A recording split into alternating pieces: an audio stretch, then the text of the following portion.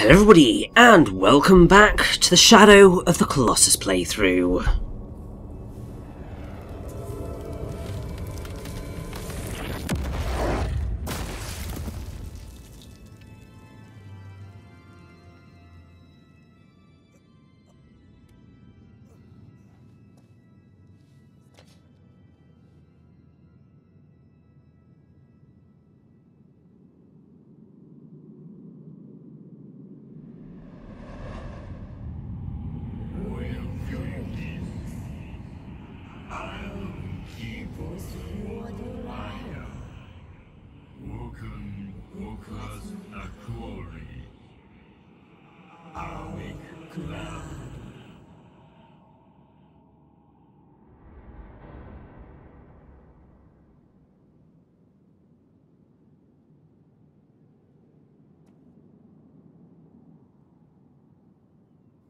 And so, it is time to head on to Colossus number 3.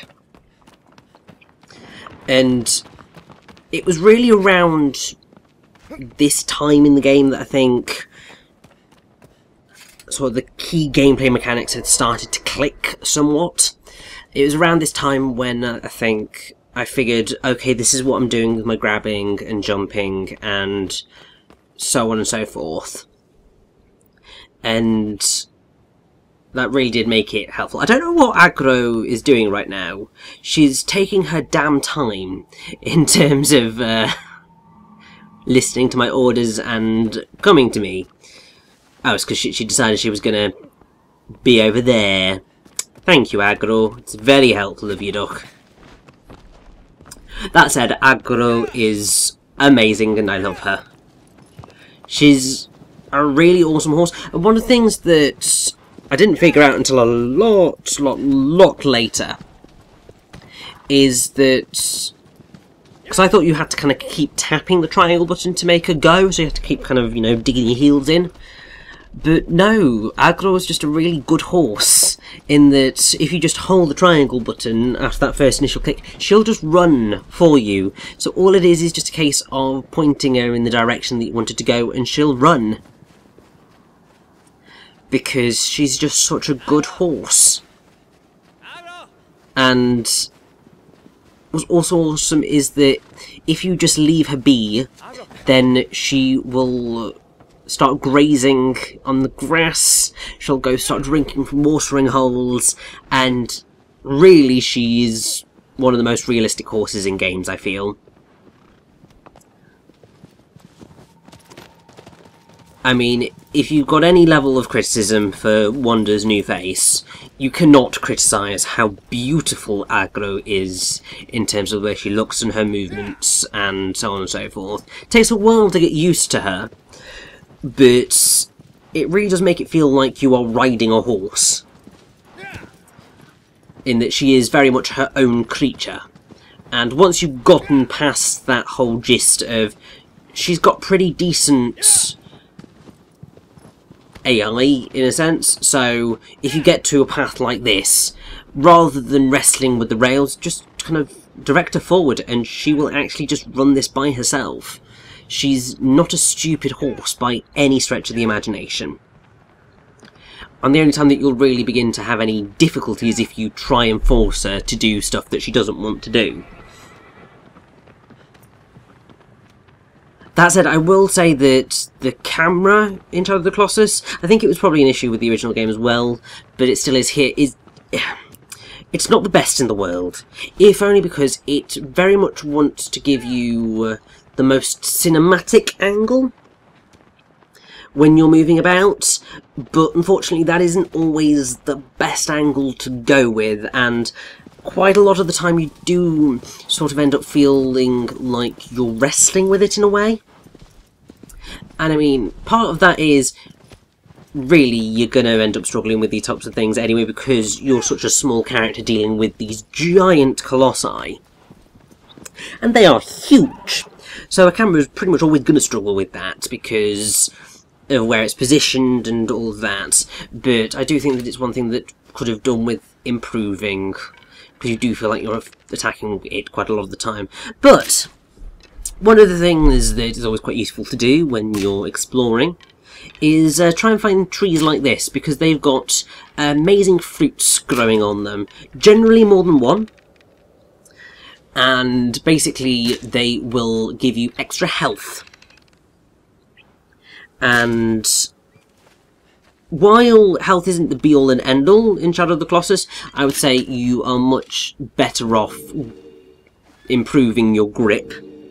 To improve your grip, you need to defeat Colossi and also find shining-tailed lizards that you can find at the sort of prayer stones around the world. But I would say that they're much more difficult to deal with than the life fruits. They're pretty simple in the grand scheme of things, but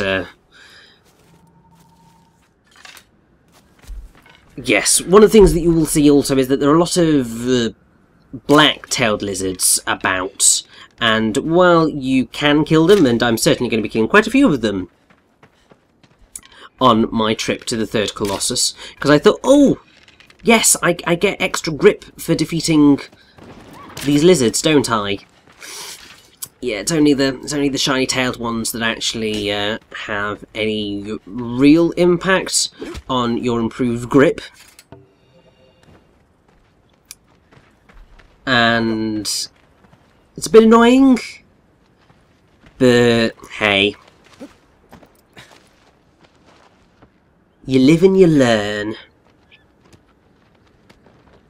Doesn't mean I'm going to learn for a while, because I've got a nice little long tunnel which has a surprising number of lizards in it, and I was just like, oh, kill more lizards, kill more lizards. I mean, really, I probably should have thought, oh, this is a little bit of animal cruelty.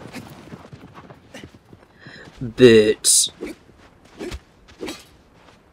I will learn eventually that these guys don't actually do all that much for you. I mean, even grabbing the shining-tailed lizards aren't exactly the best thing in the world. I think they dramatically improved the amount of grip that you get from defeating Colossi in this remake, so it does make it just a lot simpler to just play through the game than having to search out all of the lizards.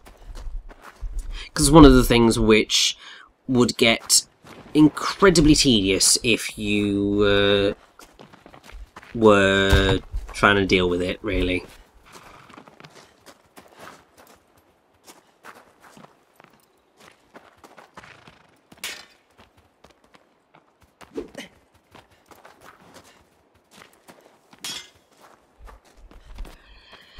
But yes, I had a bit of fun murderizing lizards at this early point in the game, until I realised that, oh, it's only the white-tailed lizards that matter. Which is maybe a little bit suspicious, perhaps, in this day and age. But hey, 2005, 2006 is a very, very, very long time ago.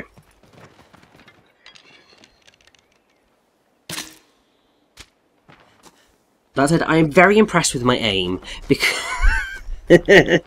so one of the things that I've always been you guys have probably seen me play Vanquish, and you will have heard me say many, many, many times that I am really not very good at first-person shooters or third-person shooters, because I have pretty bad aim, and it's why I just don't play shooters in general, because I'm just bad at them. There's also the whole thing of I don't tend to enjoy their kind of concepts or their stories, because it just bores me. It's just like, it's a war movie. That's about your lot. So I'm not too excited by them, but also I'm just not very good. So the fact that my aiming with a bow and arrow is actually alright makes me quite happy in the grand scheme of things.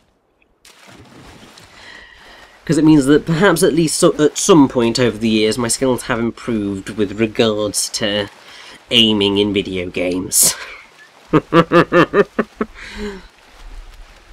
But yes, here we are at the site of our next Colossus, which is it's a really cool build-up, unless, you know, you manage to fall into the water right at the end, and then have to swim all the way back to the start of this ramp. Yeah, that's totally not going to happen at all, is it? Totally not going to happen at all. So it's just a hop, a skip and a jump and a grab and done. Bravo, past me. Bravo.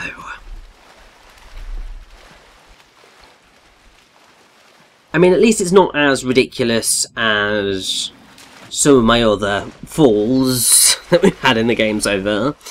Those were arguably worse, because I think a lot of people have actually had trouble with that jump. And it's because you've got to aim pretty much for the middle, the bit that's facing forward towards you, to be able to grab on. If you end up heading more towards the side, you're not going to get the grip, even if you try to get the grip. So I think a lot of people have actually had trouble with that, which is kind of fascinating. The people have had trouble with that, but still, this is ultimately, for a lot of people, the Colossus that I think is one of the most popular. And I think it's because it's the first time that you... Cause, I mean, you've got a pretty good sense of scale with Valus and Quadratus, but this is the first time that you really properly get a full-on, the second the Colossi appears type deal, and it's a sort of proper fight rather than more of effectively the training Colossi style of Valus and Quadratus. This is sort of much more of an actual fight, and in that sense it's much more impressive. But here he is. This is Gaius.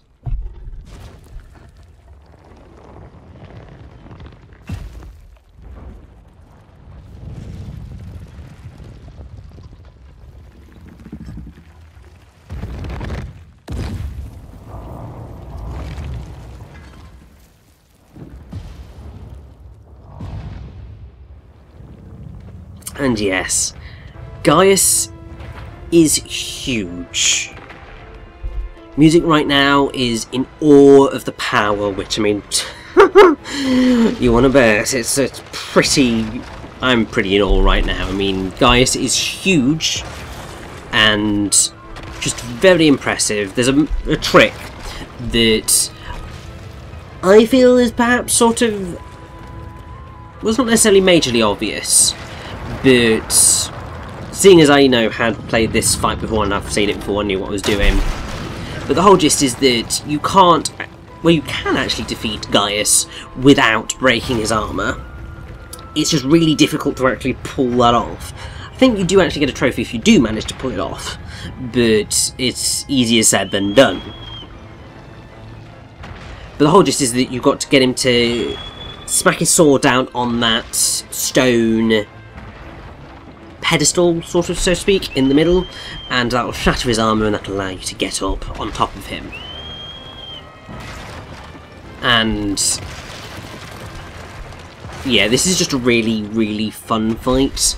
The developer nickname for Gaius was the Knight, because obviously his sword, and that's his key feature, which is pretty awesome.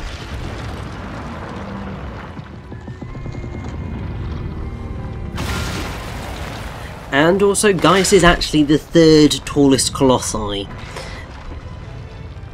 after just coming after Quadratus at 97 feet or 29.6 meters tall. So he is gigantic.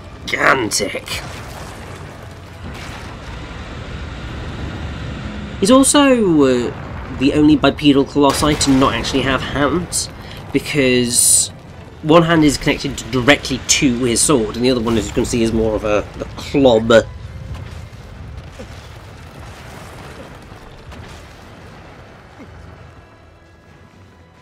And yes, the sort of, I suppose,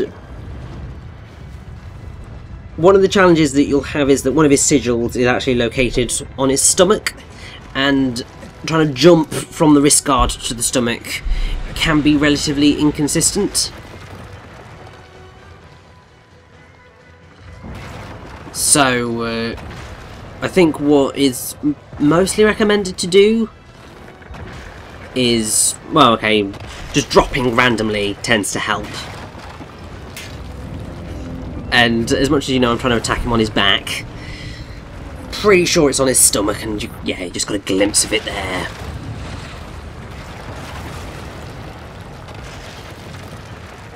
But yeah, I will say, I do really like this fight. There's a few Colossi where I was just like, yes, this is pretty amazing.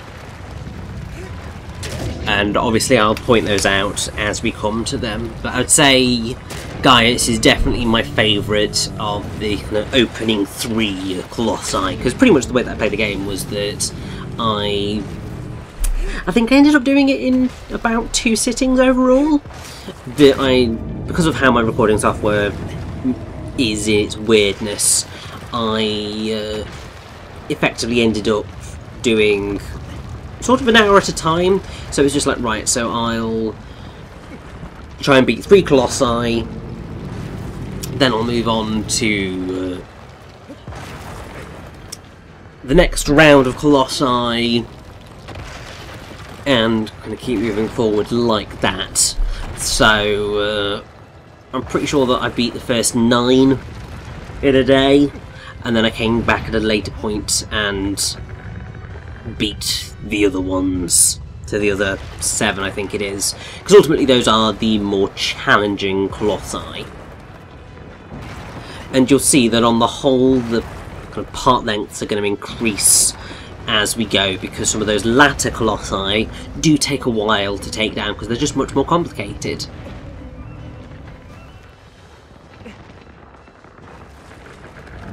Yes, part of me feels really bad about stabbing Gaius in the head. I mean, like, seriously. This must be painful.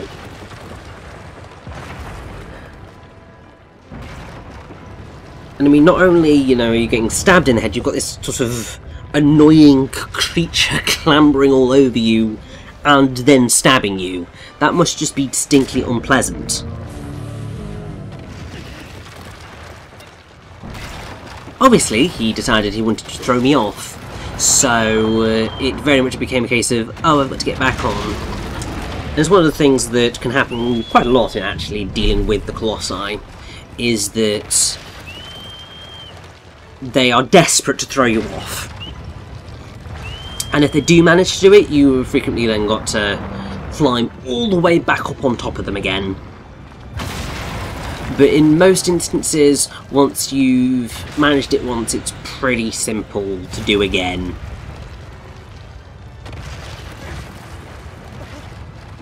In other instances, you just do not want to fall off if there is anything you can do about it. In other instances, they're just going to force you off and you have no say in the matter. So, you've just got to roll with the punches, and I think that's just a very effective way of taking down the Colossi, really, because it really does make you think on your feet, and that does just make these fights a lot more engaging than they would be otherwise. I think sort of one good stab should just about do it. It just depends how much force we can get behind that stab, which will decide whether this is a 1-fer or a 2-fer.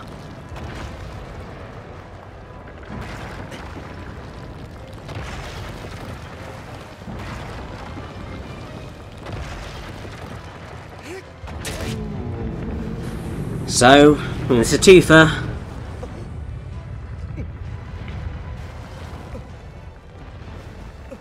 come on, Gaius, you're only delaying the inevitable.